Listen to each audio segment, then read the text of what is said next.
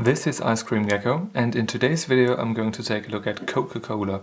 No special flavor, just Coca-Cola, the original taste as it states here on the can. They of course got rid of some of that original taste a while back, but I guess that had very good reasons. Coke, as it's often referred to as well. This is the nutrition table, and this is the ingredients list. We've got water, sugar, quite a bit of it, I guess, carbonic acid. We've got some coloring, we've got acidifier, phosphoric acid, I think. I will correct that if I'm wrong.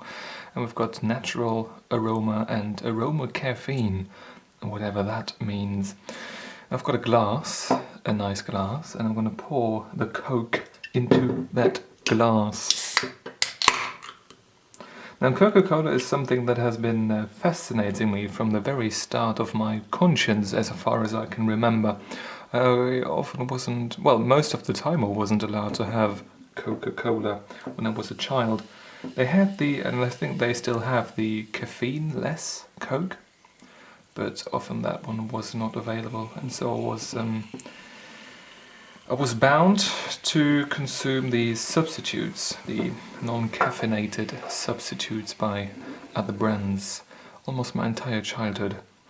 But those times have now changed. I can now enjoy Coca-Cola for what it is, without the Coke. And let's see how it tastes.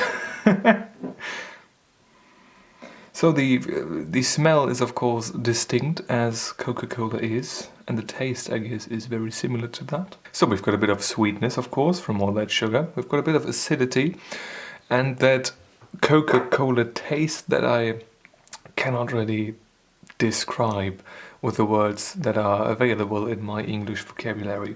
It is very distinct. It tastes very different from Pepsi, for example. Pepsi tastes a lot sweeter. Coca-Cola is not as sweet, but there's enough sugar in there. All in all, it is a very familiar experience, drinking experience. Now, something that I noticed and that I wondered about when I was a child was always this right here. This is the German version. This reads as Mit Genehmigung von the Coca-Cola Company. Of course, the last bit is English, but basically means with permission of the Coca-Cola Company. And something I always wondered about was, if there's Coca-Cola written on the front, why do they need permission to do that? As far as I understand it, those drinks are made by individual companies, by private, well, more or less private companies in many different countries all around the world, and they just buy a license to use the recipe and the design, the brand of the Coca-Cola company to sell this as a drink in each respective nation. This is something that always fascinates me, that is almost perverted, that one company really cannot lose anything. It's just, when those guys who sell this stuff don't sell it, they appear to have the losses all for themselves, and the Coca-Cola company probably just cashes in on the profits. Perverted in a way, but fascinating nevertheless. At least that's how I understand it. McDonald's has got a very defining franchise journey description. I think they really tipped that off decades ago, quite successfully, as we now know today. Anyways, the Coca-Cola original taste, it's nice, you know, if you buy it in a can or in a bottle, the original one, it's very nice. At McDonald's right here in Germany, it's often a hit or miss thing. They always screw something up in the, you know, concentration from the concentrate that gets mixed with water.